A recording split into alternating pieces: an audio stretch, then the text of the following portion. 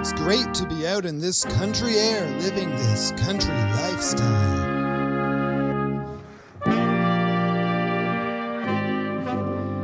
Now, girls, into the Bohemian forest. Here's your goat companion.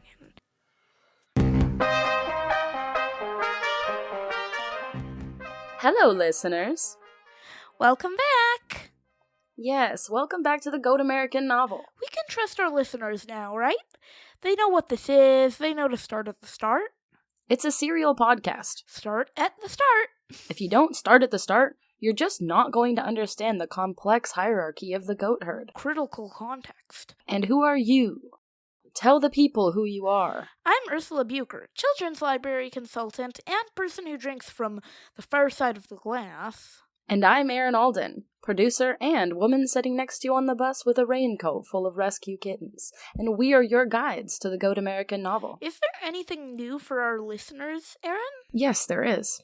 A little housekeeping to start. Please come and follow us at Goat American Novel Pod on Instagram. Also, keep your eyes open for a map of the farms and a guide to the characters, which will be going up soon on our Podbean website. This will help you get more fully immersed into the story. Fully immersed. Exactly, Ursula. What happened last week? We heard a terrifying rural legend which may or may not haunt this entire story. Who's to say? Who's to say? And we saw FM's pets, the living and the departed, insist she take a seaside vacation. Any content warnings for this episode? Only if you're afraid of squirrels. Okay, well, what's happening this episode? This episode, we see FM make preparations to leave. She's gonna need someone to take care of her animals while she's away. But we start with a squirrel. Any squirrel in particular? A squirrel with a bad habit. I'm ready.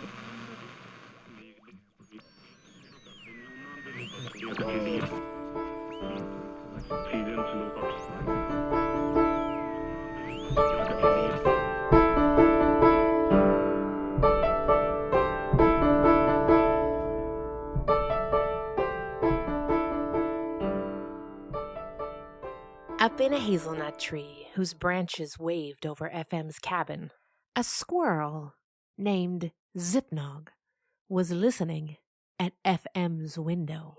Sound of feet on the floor, Zipnog whispered, flicking her great brown and gray tail. She squeezed a clutch of golden dry corn, which she held in each paw.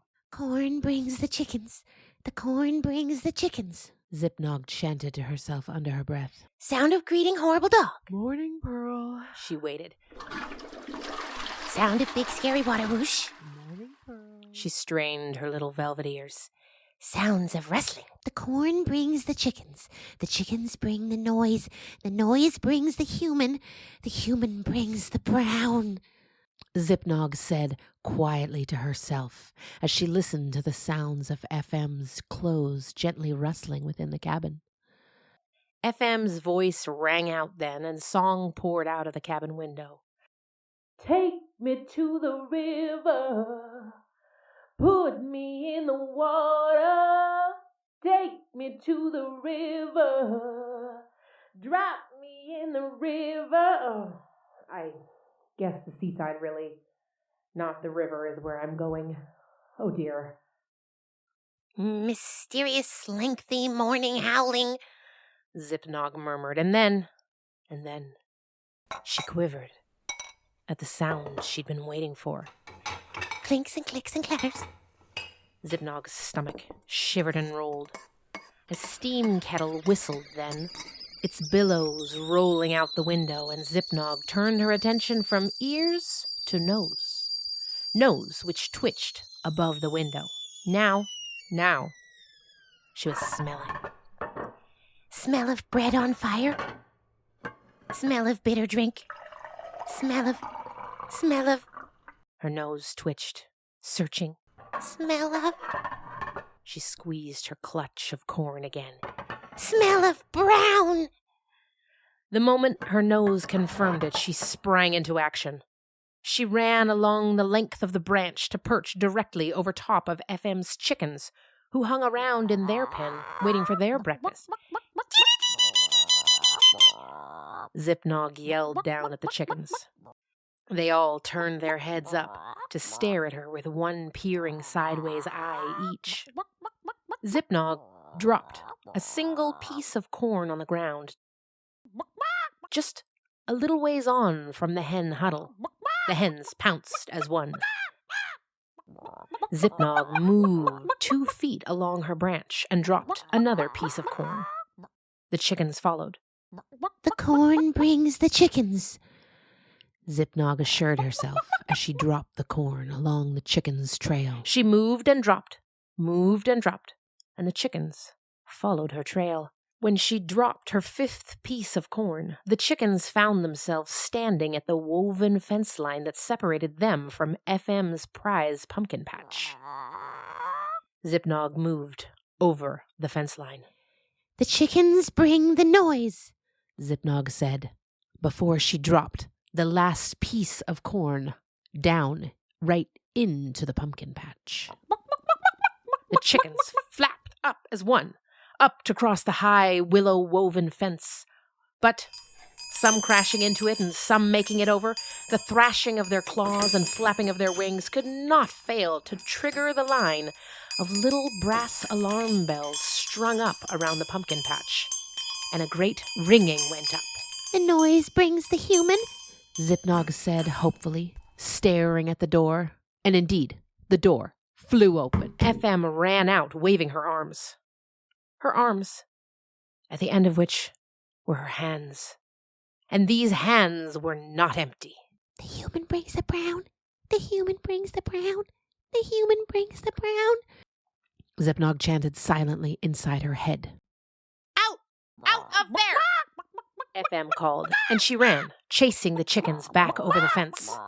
The chickens clucked and scattered, and FM pursued. When the last chicken had been caught and thrown back over the fence and the pumpkin patch was secure, FM stood, catching her breath and surveying the fence line.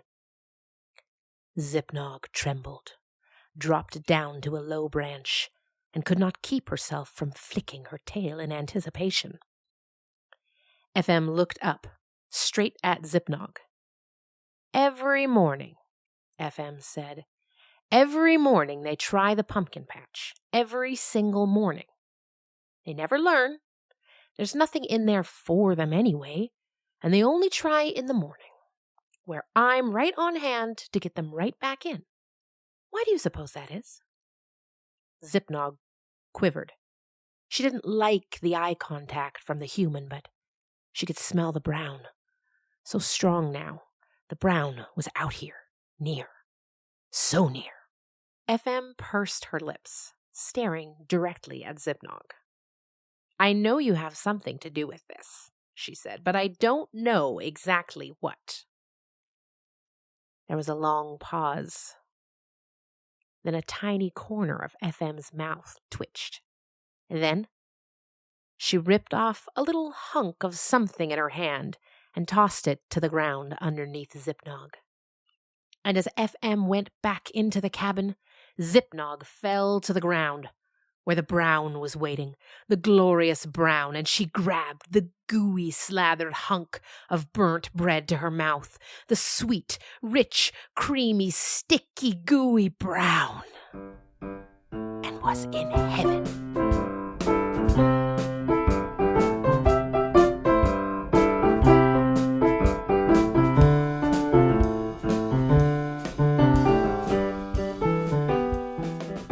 Some 20 minutes later, FM licked the last of the Nutella, chocolate hazelnut spread, off the corner of her mouth as she walked up the path that led to her closest neighbor's house. She didn't use the road, but walked instead on a well-worn path through her goat pasture, over and under 3 fences, and into a sumptuous cottage garden. I beg your pardon, she sang, trailing her fingers over a bush of shocking pink roses. I never promised you a rose garden. You have a beautiful singing voice, FM, said a voice coming from inside a rose bush. FM pulled up short and smiled. She parted the bush and peered inside. Are the roses talking to me? A puckish, cherubic face grinned back at her. You know it isn't the roses. Layla, Millicent's middle child and a great friend of FM, was sitting inside the shade of the bush. Layla had 2 dolls in dramatic poses in front of her ever-present phone, which was in reality a block of wood. What are you up to today, Miss Layla? I'm making a Usenet video. It's about 2 Girl Scouts. They get separated from the rest of the troop in the Bohemian forest, and they almost starve to death. But then they fall in love and rob a bank together.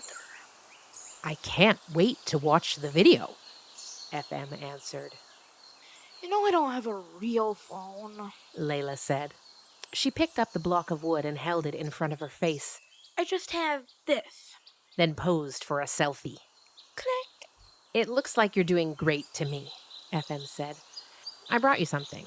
FM reached into her basket and pulled out a little porcelain figurine of a goat. She handed it to Layla. It's from my collection of porcelain goats. FM! I love your porcelain goats! I know. I've seen how you look at them when you come to visit me in my cabin. She's so beautiful. She can't wait to be in the video. When the Girl Scouts rob the bank, she'll drive the getaway wagon. FM smiled. Layla, I wanted to ask for your help, because I'm a bit nervous about something. I'm going to go away for a few days, which is something I've never really done before. I'm going to ask your brother to take care of my animals. Layla wrinkled her nose. My brother? That's a horrible idea. He'll let the pigs into the garden. He'll try to get the goats to pull his wagon. He'll eat every single egg for himself. I think we might be talking about a different brother, FM said gently. Oh, you mean Sawyer. Yeah, that makes way more sense. I thought you were talking about Arcturix, and I was like, But yeah, okay, I guess Sawyer could take care of your animals. He's home from college now. I'm glad you approve, but I was wondering if you could help too. I'm worried about my dog, Pearl. I think Pearl is going to be very lonely while I'm away. Could you come and visit her sometimes?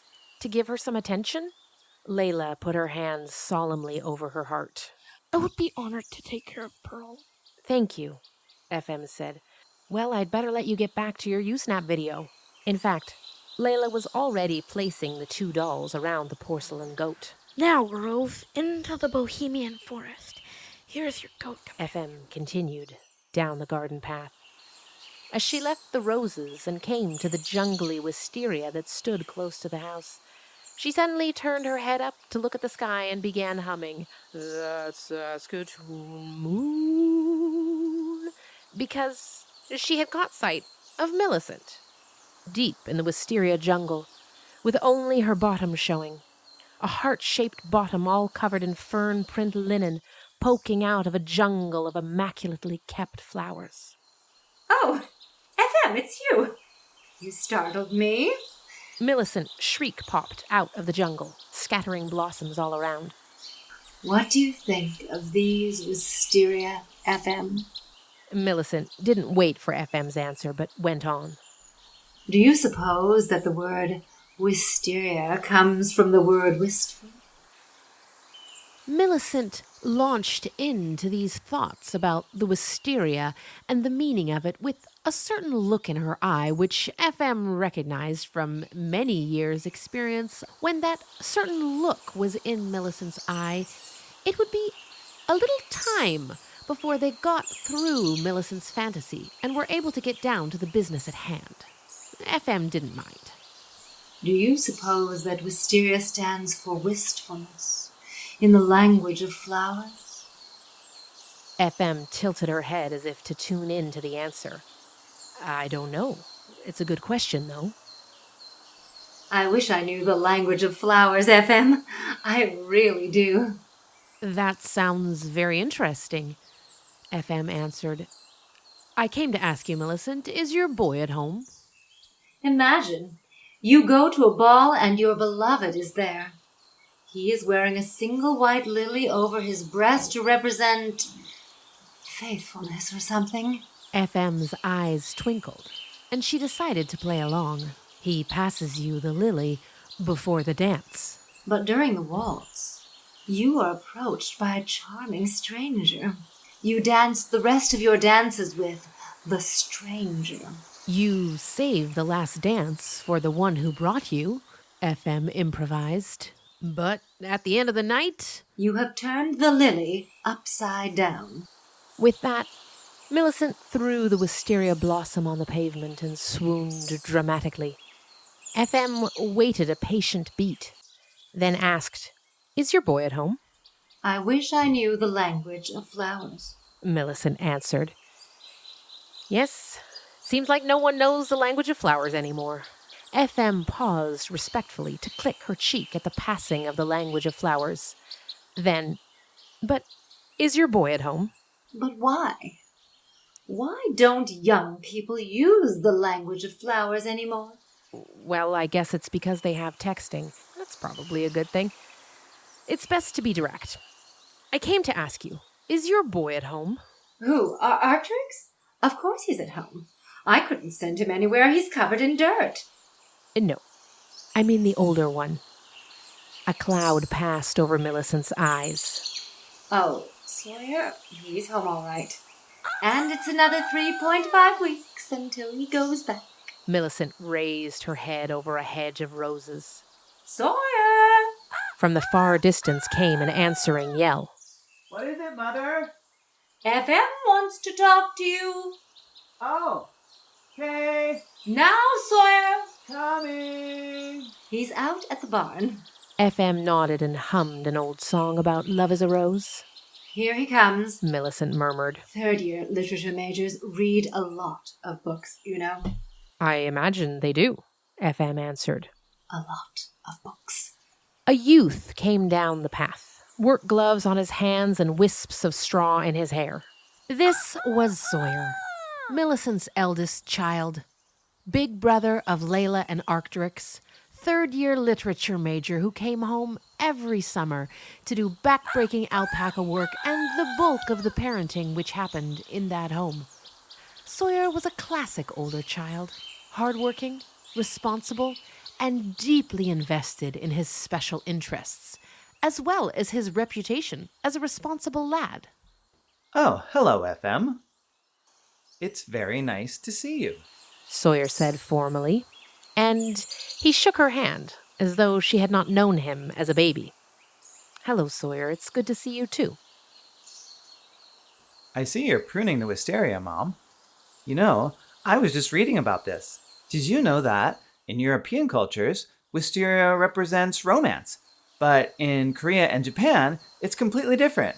In the East, wisteria symbolizes wisdom and creativity.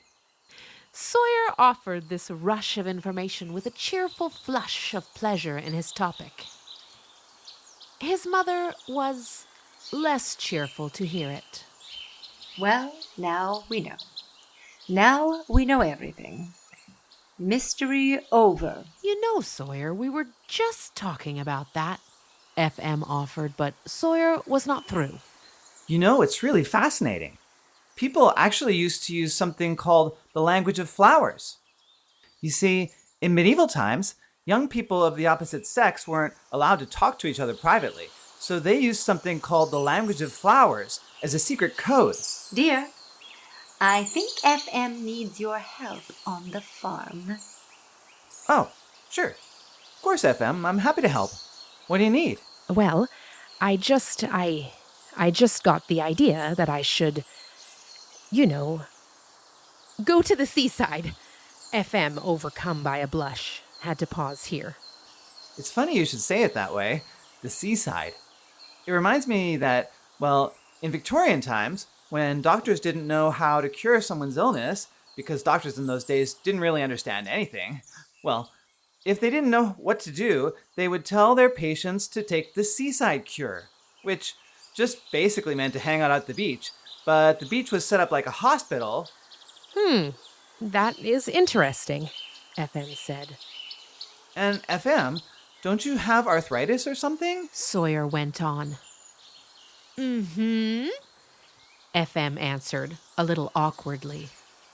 You know, the doctors back then would have definitely told you to take the Seaside Cure. Though FM hated to cut Sawyer off, all of his talk about the Seaside Cure was cutting a little too close to home for her, and FM decided that if she didn't want to start talking about her dog and former cat dressed up as plague doctors and giving her a prescription for the Seaside Cure, she'd probably better stick to the facts. Well, anyway, I need someone to feed all the animals and milk the goats and collect the eggs. Can you do that? I'll pay you, she said. I'd be happy to help. When do I start? Tomorrow. I'm driving out tonight. I like a night drive. Can you come over this afternoon and I'll show you the chores? Okay, see you this afternoon.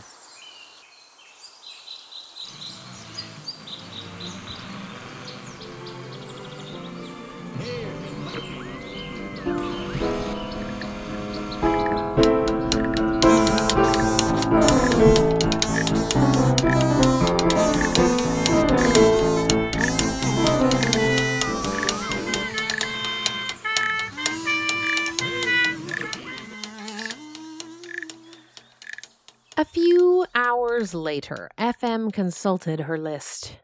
She frowned at the next item on that list. No more putting it off. Has to be done before I go. She went into her pantry and pulled out some of the choicest goodies. A bottle of elderberry liqueur, a wheel of hard cheese, some smoked bacon, a pumpkin tart, and packed them in a little basket she liked to use for such occasions. She nodded to herself, settled the basket under her arm, and headed out the cabin door.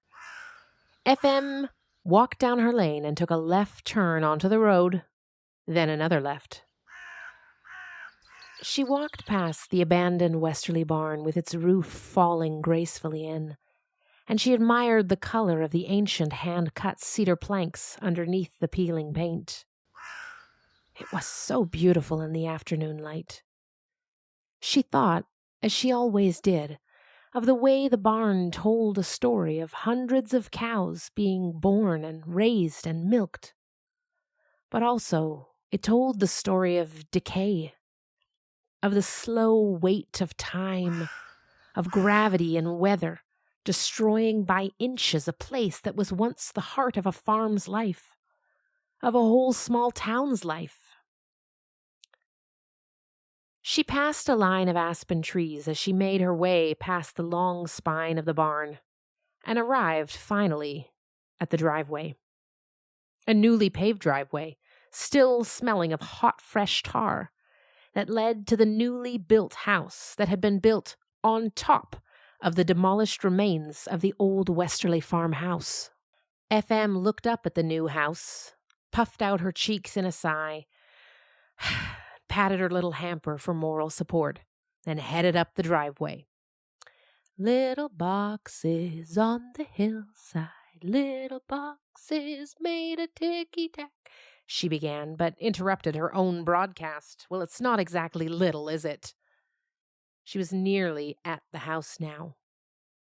My whole cabin could fit in one of the garages, she said to herself, but who knows? Maybe they've got 3 generations living here. She reached the imposing front door, found the doorbell, and pressed it. From far in the back of the house, she heard footsteps. After some time, the door swung open, and a man about FM's age stood behind it. He was wearing sunglasses in his house. That was the first thing she noticed. And she did also notice that he was wearing some kind of workout outfit made out of some kind of space-age fabric. FM noticed this right away. She took it all in. This was not just any old fabric he was wearing. No, this was smart fabric. It had brains of its own, and it wicked water. It reflected heat. It monitored your electrolyte levels. It beeped when you reached your target heart rate zone, and it beeped again when you needed to stop and hydrate. But if you didn't stop, well, this outfit would call 911 for you. And FM, who had a keen eye and never missed anything, would normally have stopped to take a moment to think about this very special fabric and very special workout outfit, and to wonder if maybe she might make use of amazing technology like that. Maybe she could get an outfit that would give her a massage when her rheumatism started acting up and read her a romance novel to help her sleep. But she didn't take the time to think about any of that. She only had time to notice the sunglasses and the special outfit before turning all of her attention to the 7-foot-long emerald green, thick as a tree trunk snake riding on the man's shoulders. "Oh, hello," FM said, recovering her composure as quickly as she could. "I'm your new neighbor." She tried to look at the man, but the snake's tongue kept going in and out.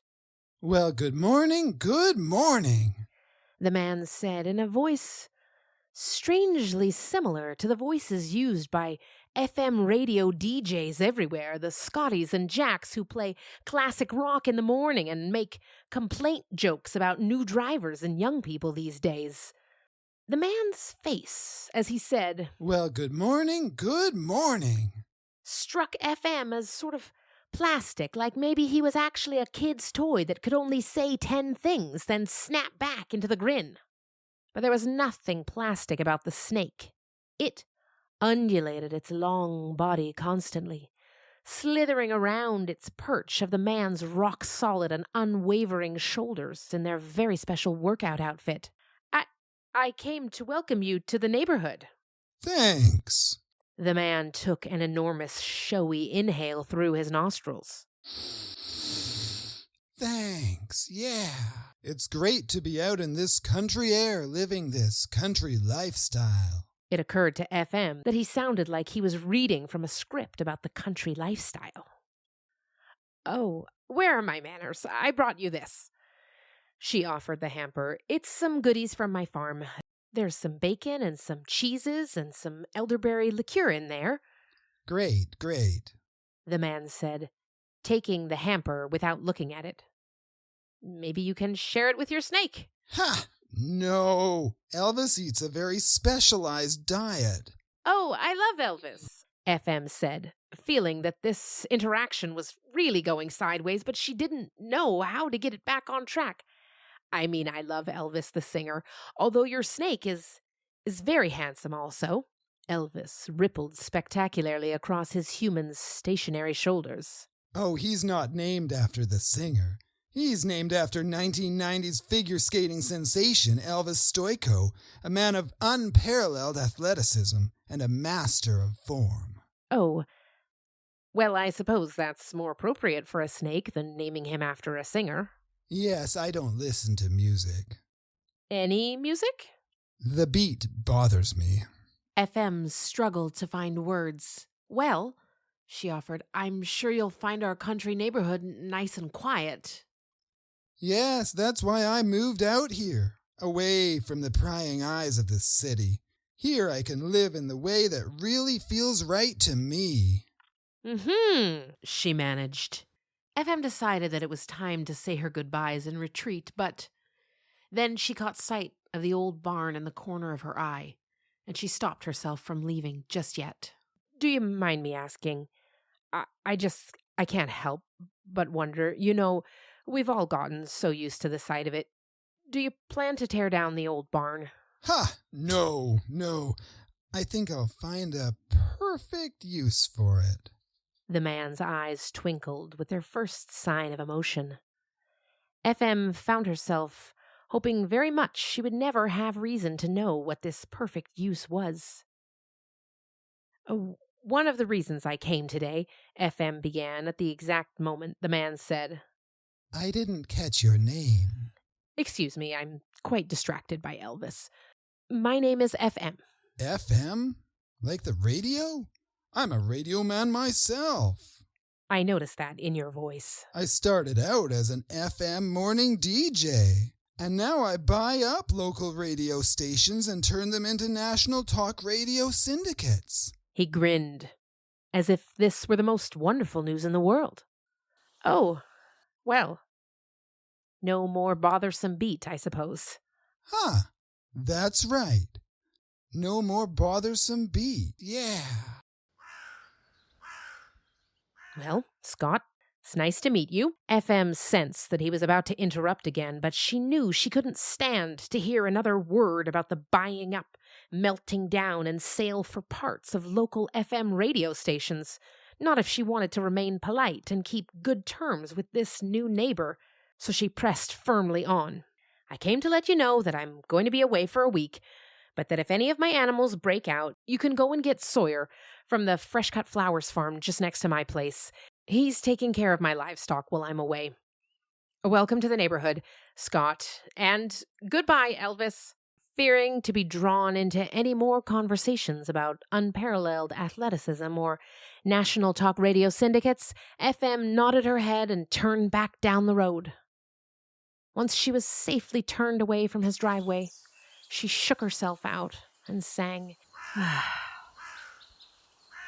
It's a beautiful day in the neighborhood.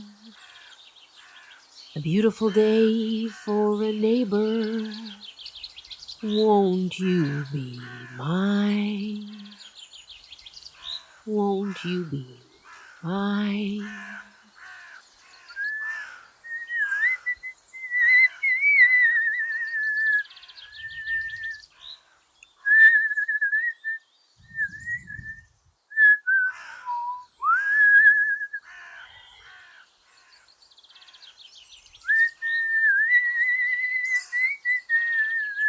High in a tree, above FM's cabin, the squirrel named Zipnog curled her tail around herself. She could hear the familiar sounds that were the lullaby of her life on the farm. The goats and the pigs in the distance, the chickens crooning to themselves close by. And as she drifted off for her afternoon nap, Zipnog whispered to herself, The corn brings the chicken. The chickens bring the noise. The noise brings the human. The human brings the brown. Tomorrow, and the day after that, and the day after that, and the day after that, and every day until the end of time, the human brings the brown. The human brings the brown.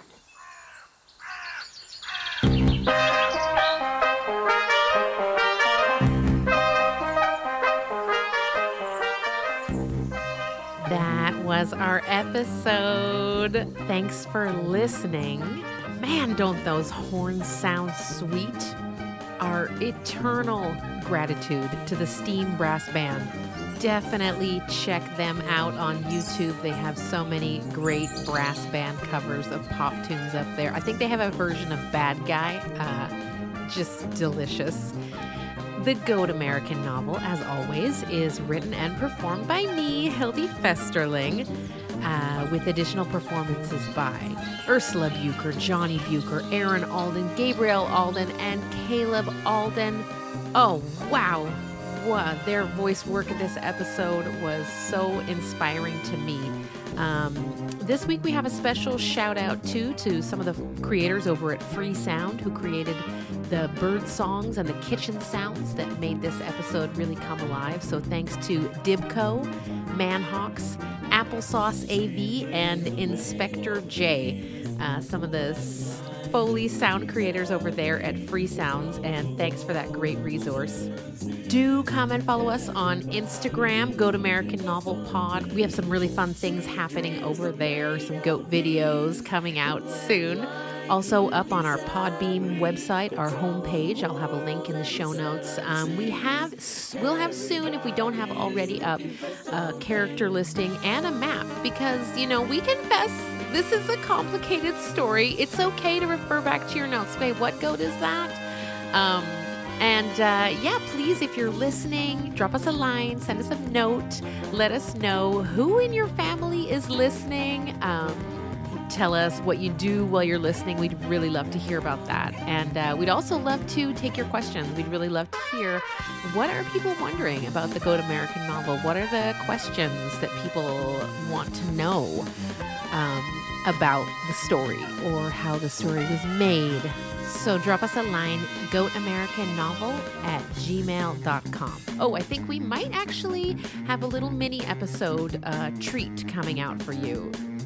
The podcast just produces a lot of art, a lot of background art. Can't help coming out of this collaboration that we have going on over here. So look forward to that. Probably next Friday, there's just going to be a little treat coming out ahead of our regular episode 5 coming out in 2 weeks. Okay, bye.